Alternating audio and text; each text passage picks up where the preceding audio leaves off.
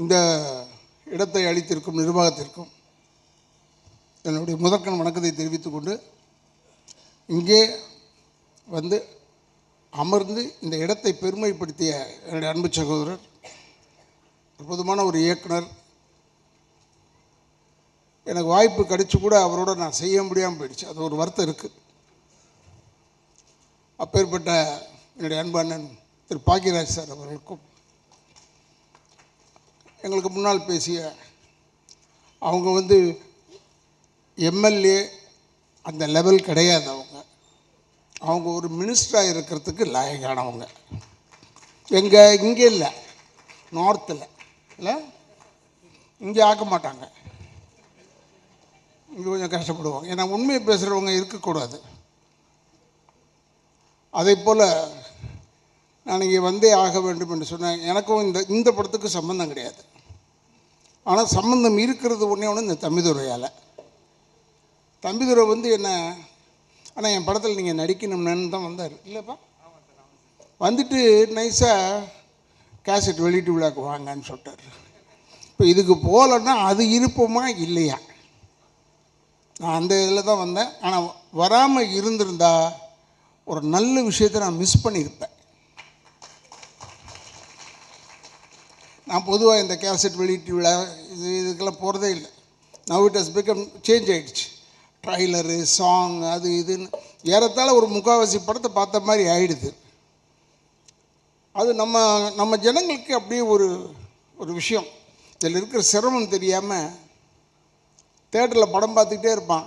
இன்டர்வெல்லே அமுத்திடுவான் அந்த ஃபோனில். நல்லா இல்லை, முடிஞ்சது கதை, நம்ம கதை நல்லா இருக்குது, ஓடும். ஆனால் எதுவாக இருந்தாலும் நான் வந்து தமிழ் இனத்திடம் கேட்டுக்கொள்ள ஒரே கேள்வி, இது தமிழர்களுடைய படம், தமிழ் நீ தான் பார்க்கணும். இது தெலுங்காரங்க பார்த்தோ இல்லை ஹிந்திக்காரங்க பார்த்தோ இல்லை மலையாளிஸ் பார்த்தோ இது ஓட போகிறதில்ல. அதனால் நீ பார்க்க வேண்டும். நீங்கள்லாம் வந்து எங்களை பார்க்கும்போது காரில் நான் அதுக்கு தான் சில பேர்கிட்ட சொல்லுவேன். நானும் சகோதரர் விஜயகாந்த்லேருந்து நாங்களாம் ஒன்றா இருந்தோம். எஸ் சந்திரன், பாண்டியன், தியாகு, சந்திரசேகர். காரில் இதை போடுற நடிகர் போடுற திரும்பியே பார்க்காத. அவன் வந்து ராதாரவிடா அப்படி நிறுத்தி வணக்கம் சொல்லிட்டு வா. ஏன்னா நம்ம அடையாளம் தெரியுதான்னு பார்க்கணும். இது ஒரு டெம்பரவரி லைன் தான், இல்லைன்னு சொல்லலை. பட் இது பர்மனெண்ட்டாக இருக்கும். இப்போ கூட எங்கள் அப்பா எம்ஆர் அதை பற்றி பேசிக்கிட்டே இருக்காங்க. ஏதோ நல்லதோ கெட்டதோ ஏதோ ஒன்று சொல்லிக்கிட்டே இருக்காங்க. எது செஞ்சாலும் நம்ம வந்து நமக்கு மரியாதை கொடுத்தால் மரியாதை கொடுங்கள். நம்ம சினிமாக்காரெல்லாம் சீப்பு கிடையாது. ரொம்ப கஷ்டமான விஷயம். தம்பிதுரை வந்து அவரை பற்றி பேசுகிறாங்க, எல்லா வேலையும் எடுத்துக்கிட்டு செய்கிறாரும் போது எனக்கு ஆச்சரியமாக இருக்குது. சின்ன பையன், இந்த வயசில் கூட நான் 71 வயசு ஆகுது எனக்கு, 51வது வருஷம் இது எனக்கு சினிமாவில். நான் வந்து வெறும் நடிக்கிறதுக்கு தான் லாயக்கு. இந்த என்னுடைய சகோதரர் கமல்ஹாசன் மாதிரிலாம் என்னால் முடியாது. அந்தாலும் எல்லாத்தையும் மண்டையில் போட்டுட்டு உருட்டிக்கிட்டு இருக்கான்.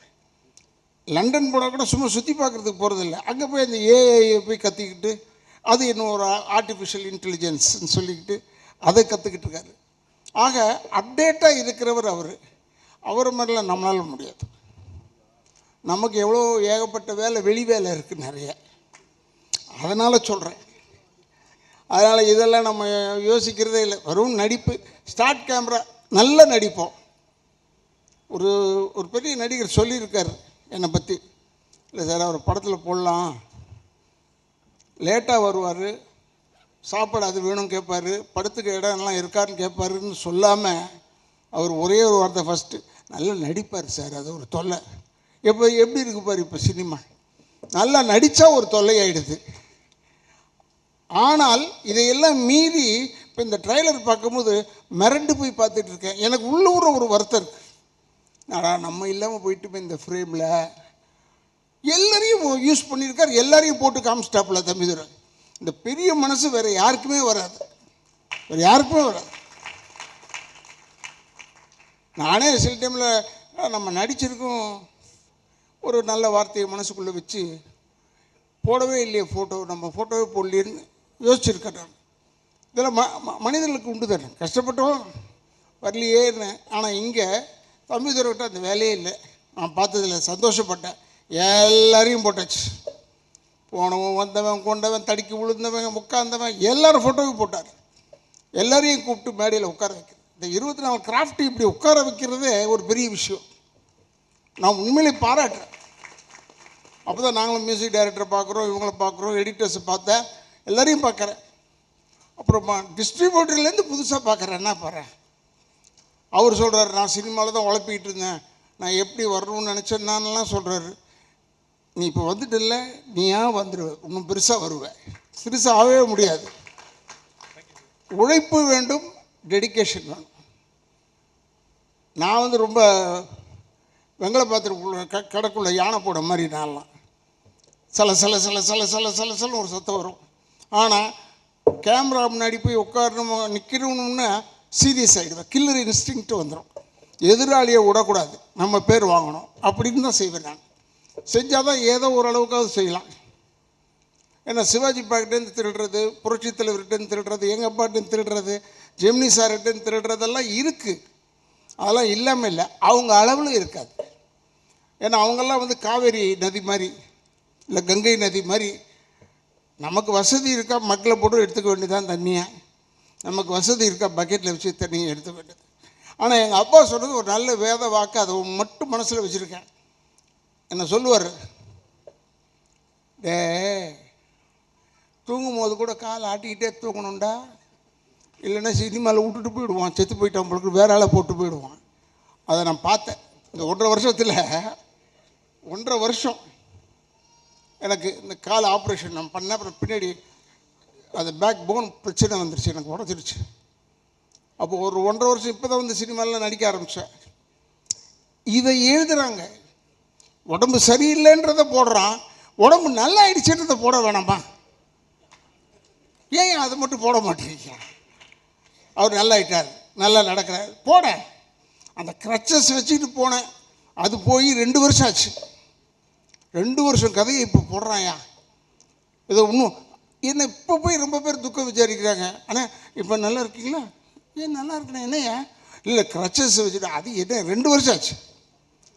இப்போ க்ரச்சஸே வளர்ந்துருச்சு, அந்தளவுக்கு ஆயிடுச்சு. 2 வருஷம் ஆயிடுச்சு.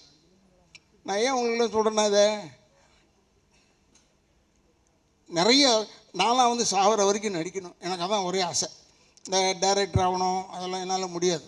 என்னை கேட்டாங்க, ஏன் நீங்கள் டைரக்ட் பண்ணலையான்னு. நான் டைரக்ட் பண்ணலாம், பாக்கியராஜ் சார்லாம் பார்த்து ஆச்சரியப்படுறேன்.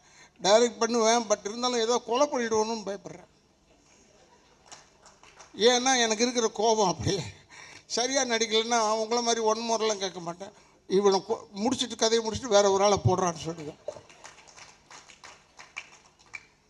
இப்போ பாருங்கள், நாளைக்கு டைட்டில் பாருங்கள், இந்த மீட்டிங்குடைய டைட்டில் வரும், கொலை செய்வேன் ராதாரவிசன்.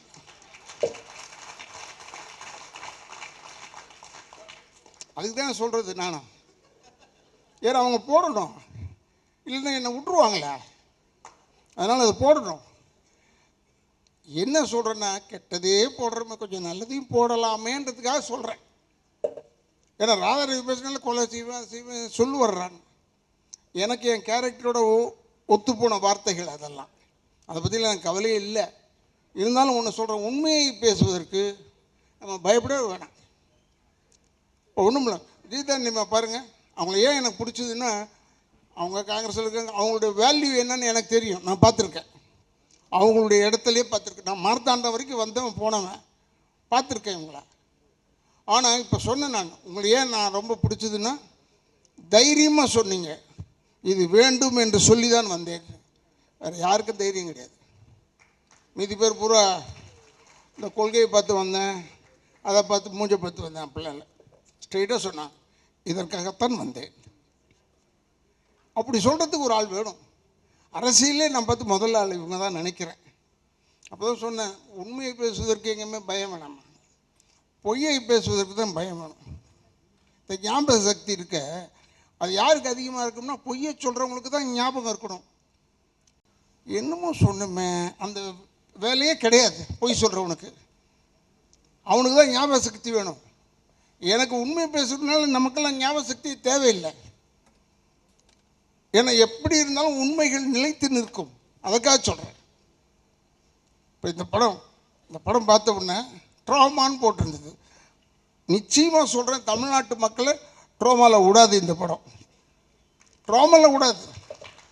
எல்லோரும் ஹெல் அண்ட் ஹெல்த்தியாக நல்ல படம் வந்ததுன்னு சொல்லிட்டு சந்தோஷமாக போயிட்டு வரலாம், தப்பு கிடையாது.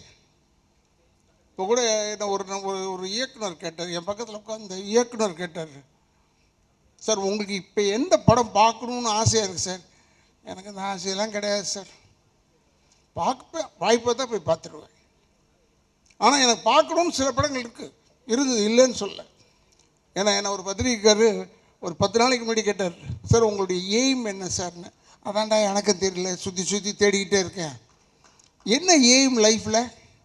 சினிமாக்காரன் ஆகிட்டேன், எனக்கு எய்ம் கிடையாது. இதோட பெரிய நடிகனாக வரணும்னு ஆசையாக அது கிடையாது. ஏன்னா ஒரு பெரிய நடிகனுக்கு மகனாக பிறந்திருக்கணும், நிம்மதியாக இருக்கிறோம், அது தப்பு இல்லை. இப்போ சொல்லும் போது கூட அவர் 7 பொம்பளை வச்சுருந்தார், அவர் வச்சுக்கிறாரு, உனக்கு ஏன்? அவர் வச்சுருக்காரு, வசதியை வச்சுக்கிட்டாரு, எல்லோரையும் வச்சுக்கிட்டாரு. அவர் ஆம்பளை ஏன்டா தொல்லை பண்ணுறேன், விட்றா என்ன விடு, நான் அப்படி இருக்கேன், நான் இல்லை நான் குவைட்டாக இருக்கேன், விட்ரு, விட மாட்டேறான் என்ன. 10 நாளைக்கு முன்னாடி இதே நடந்தது நிகழ்ச்சி. ஏன்னா சிலவற்றுக்கு பதில் சொல்ல வேண்டும், சிலவற்றுக்கு பதில் சொல்ல தேவையில்லை, சிரிச்சுக்கிட்டே போயிட்டே இருக்கலாம். அது தப்பாக எழுதுவாங்க, அவர் நாங்கள் கேட்டோம் பதிலே சொல்லவில்லைன்னு, அது எழுதிட்டு போட்டு தப்பு இல்லை. ஏன்னா அவங்களுக்கு ஓடணுமே, செய்திகள் நிறைய வேணும், செய்தி வேணும். இப்போ பாருங்கள், அந்த பேப்பரை பரட்டினா, நான் 2 பத்திரிக்கை தான் வாங்குகிறேன், பேர் சொல்லலை, பட் பேப்பரை பரட்டினா வெறும் கொலை கொலை கொலை கொலை கொலை கொள்ளை, பொண்டாட்டி தலையை வெட்டினது, எவ்வளோ நல்ல நல்ல விஷயங்கள் வருது தெரியுமா அதில்? பரவாயில்ல, பொண்டாட்டி தலையை வெட்டுற அளவுக்கு வீரனாக இருக்கானே, பொண்டாட்டி எதிர்க்க போய் நிற்கிறதுக்கே யோசிப்பான், தலையை வெட்டியிருக்கானே. கேட்டால் மது ஏதோ ஒன்று கஞ்சாவோ ஏதோ ஒன்று போட்டுக்கிட்டு கொண்டுட்டான். எவ்வளோ கொலை! முந்தியாவது அந்த பத்திரிக்கையில் 2-3 கொலை தான் வரும், இப்போது பத்திரிக்கை ஃபுல்லாக கொலை, அதில் நடுவில் நம்ம செய்தி 2-3 வருது. எதுக்கு சொல்கிறேன்னா, தயவுசெய்து டோன்ட் என்கரேஜ், இதெல்லாம் என்கரேஜ் பண்ணாதீங்க. இந்த படத்தை பாருங்கள், பெருசாக எழுதுங்க, நீங்கள் பெருசாக எழுதணும்னு சொல்கிறேன். ஆனால் நீங்கள் எடுத்த உடனே அவர் எழுதியிருக்காரு, இருந்தாலும் கதை வளவளன்னு போகிறது. எதுக்கு இது வளவளன்னு போனான்னா உளவளன்னு போனான், அவன் எடுத்தது அவ்வளோதான். முடிஞ்சால் பாரு, இல்லைன்னா போயிட்டே இரு. நான் சொல்கிற கதை தான். நான் எப்போயும் அதை சொல்லுவேன். ராதா ரவி நல்லா ஆக்ட் பண்ணலையே சார், நல்லா ஆக்ட் பண்ணலன்னா நான் நடிச்சிட்டேன்ல, படம் ரிலீஸ் ஆகிடுச்சு இல்லை, விட்டுட்டு போ, என்ன பார்க்காத, அடுத்தது பாரு. எதுக்கு சொல்கிறேன்னா, இப்போ தான் ஒரே காம்பவுண்டில் 7-8 தேட்டர் வர ஆரம்பிச்சிருச்சு, இருக்கிற தேட்டர் பூரா இடிச்சிட்டேன், அதெல்லாம் போயிடுச்சு. நல்ல நல்ல தேட்டர்ஸ்லாம் இருந்தது, போயிடுச்சு. நான் தெரியாதனமாக கேட்டேன், வெல்லிங்டன் இருக்கான்னு கேட்டுட்டேன். ஏன்னா வெல்லிங்டனில் ஒரு சின்ன கதை இருக்குது, அதுக்காக கேட்டேன். இல்லைண்ணா அதெல்லாம் எப்போயோ இடிச்சிட்டாங்கண்ணே. என்னடா இது, நம்ம எந்த உலகத்தில் இருக்கோம்? வெல்லிங்டனை இடிச்சிட்டாங்க, எல்லாத்தையும் இடிச்சிட்டாங்க. ஆக உங்களுக்கு சொல்கிறேன், தயவுசெய்து இப்போ சினிமா எடுக்கிறது தான் சேலஞ்ச். ஏன்னா சினிமா எடுப்பது ரொம்ப சுலபம், நடிக்கிறது ரொம்ப ஈஸி, எல்லாம் ஈஸி. ரிலீஸ் பண்ணுறது தாலியாக இருந்துடும். ரிலீஸ் பண்ணுறது மட்டும்தான் கஷ்டம். அந்த ரிலீஸ் பண்ணுறது தான் ஈஸியாக இருக்கணும், பட் அது மட்டும்தான் கஷ்டம். ஏன்னா டெடிக்கேஷன் வேணும் சினிமாவில் நடிக்கிறதுக்குன்னு சொன்னேன். ஆனால் இப்போ ரிலீஸ் பண்ணுறதுக்கு டெடிக்கேஷன் வேணும். You must be dedicated. இந்த தேட்டர்லேருந்து எப்போ இந்த படத்தை எடுப்பான், நம்ம படத்தை கொண்டாந்துட்டோம்.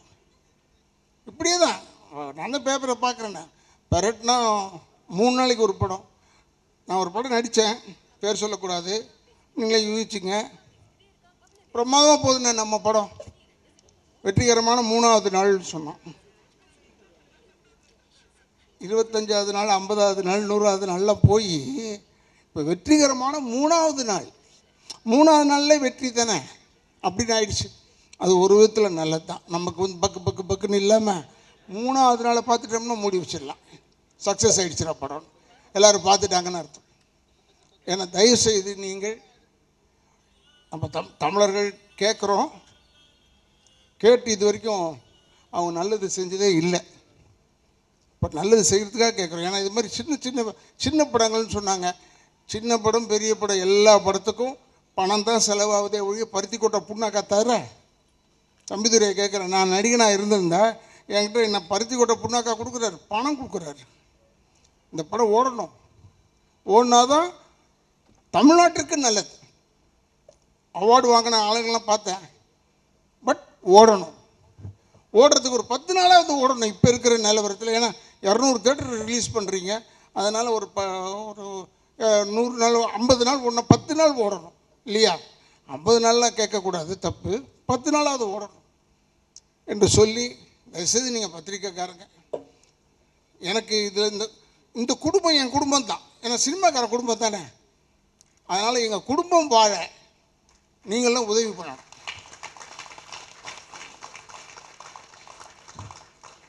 எங்களுக்கெல்லாம் வீடு தர மாட்டீங்க. பொதுவாக பப்ளிக் வந்து எங்கே வேணாலும் கேளுங்க, வாடகை வீட்டுக்கு நடிகராலேயோ போக முடியுமா? முடியாது. ஆனால் இவங்க பொழுதுபோக்குறது யாருன்னா எங்களை பார்த்து தான் பொழுது போகுது. ஜாலியாக இருக்காங்க, ரசிக்கிறாங்க, டிவி ஆன் பண்ணிவிட்டு நம்ம படங்களை தான் பார்க்குறாங்களே ஒழிய. அப்போ போய் கேட்டு பாருங்கள், சார் இவ்வளோ நேரம் சிரிச்சிட்டு இருந்தீங்களே, நான் தான் சார் அந்த நடிகன், எனக்கு ஒரு வீடு கொடுங்களேன். வீடு தர மாட்டேன் சினிமாக்காரனுக்கு. ஏன்? நீ சந்தோஷப்படுறதுக்கு சினிமாக்காரன் தேவைப்படுறான், ஆனால் வாடகை இருக்கிறதுக்கு எங்களுக்கு விட மாட்டுறாங்க. அதனால் நீங்கள் பண்ணுறதுல தான் எங்களுக்கெல்லாம் வீடு கொடுக்கணும் கேட்டால். அதனால் சொல்கிறேன், தயவுசெய்து சினிமாவை வாழ விடுங்கள். அது வீழ்ந்தால் நிறைய பேருக்கு வேலை கிடையாது, ஞாபகம் வச்சுக்கோங்க. நிறைய பேருக்கு வேலை கிடையாது. அது வீழ்ந்தால் நிறைய பேருக்கு வேலை கிடையாது. அதனால் அது வாழ வேண்டும், சினிமா வாழணும்.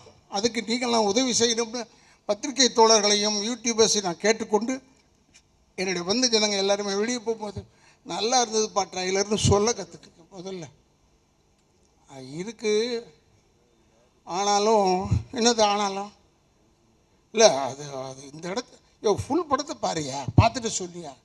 தயவுசெய்து இதுக்கெல்லாம் என்கரேஜ் பண்ணுங்கள், வாழ விடுங்கள். நான் தான் சொன்னேன், தம்பிகிட்ட சொன்னேன், பக்கத்தில் இருந்து பெரிய டைரக்டர் தம்பிகிட்ட சொன்னேன், தேட்டரில் போய் தான் நான் படம் பார்ப்பேன்.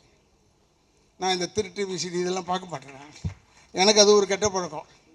தேட்டரில் போய் பார்த்தா தான் படம் பார்த்த மாதிரி இருக்குது. தேட்டரில் போய் பார்த்தா பிசாசெல்லாம் நான் தேட்டரில் போய் பார்த்தேன். அப்போ தான் எனக்கு தெரிஞ்சது எவ்வளோ கைத்தட்டல் வந்தது, எவ்வளோ கைத்தட்டல் வரலன்றது எனக்கு தெரியுது. அதுக்காக சொல்கிறேன். இந்த புது செருப்போ ஏதோ ஒன்று எடுத்தார் நடிகர் பார்த்திபன் சார். அவர் எப்பயுமே கொஞ்சம் அதை யாருக்கு புரிஞ்சிடக்கூடாதுன்னு ஒரு படம் எடுப்பார், அது வேறு விஷயம். ஆனால் புதுமையாக எடுப்பார். இதை நான் போய் தேட்டரில் போய் பார்த்தேன். அவர்கிட்ட ஃபோன் பண்ணி சொன்னேன், எப்போ படத்தை போய் பார்த்தேன்ப்பா தேட்டரில், நல்லா இருந்ததுப்பா. ஏன்னா நல்லா இருந்தால் ஒரு சின்ன என்கரேஜ்மெண்ட் தானே அவங்களுக்கு. மற்றதெல்லாம் நம்மளால் செய்ய முடியாது. முதல்ல இந்த டைட்டில் வைக்க முடியுமா? அதே முடியாது. அது மாதிரி இந்த ட்ராமா டைட்டில் வந்து ரொம்ப கேட்சியான டைட்டில், ரொம்ப கேட்சியான டைட்டில்.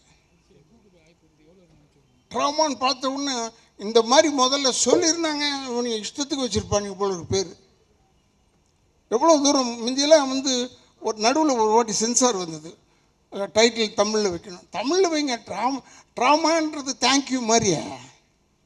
இப்போ தேங்க்யூன்னு சொல்கிறோம், இல்லை அது தமிழில் சொல்லுங்கள் நன்றின்னா அது வரவே வராது. நன்றி தேங்க்யூ தான் ஈஸியாக வரும், இந்த ட்ராமா ஈஸியாக வரும். இந்த படம் ஓடணும். இளைஞர்கள் அவங்க எல்லாருமே கஷ்டப்பட்டவங்க, கஷ்டப்பட்டு உழைச்சி தான் வந்திருக்காங்க. யாரும் தூங்கிக்கிட்டு வீட்டில் தூங்கிட்டு தட்டி எழுப்பி வா பண்ணி டைரக்ட் பண்ணுப்பான்னு சொல்லலை. ரொம்ப கஷ்டத்தில் வந்திருக்காங்க. கஷ்டம்னா இந்த கஷ்டம், பல கஷ்டத்தை சொல்லவில்லை. அதனால் அந்த சிரமப்பட்டு வந்தவர்களுக்கு நீங்கள் சிரமம் பார்க்காமல் இந்த படத்தை அவங்கள வாழ வைப்பதற்காக நீங்கள் வாழ்ந்து காட்டுங்கள், அவ்வளோதான் சொல்வேன். நீங்கள் எல்லாருமே ஹெல்ப் பண்ணணும் என்று சொல்லி தயவுசெய்து உங்கள் பாதங்களை தொட்டு வணங்கி கேட்டு என்னுடைய குடும்பத்தின் சார்பாகவும் திராவிட இயக்கங்கள் சார்பாகவும் நன்றியை கூறி விடைபெறுகிறேன். நன்றி, வணக்கம்.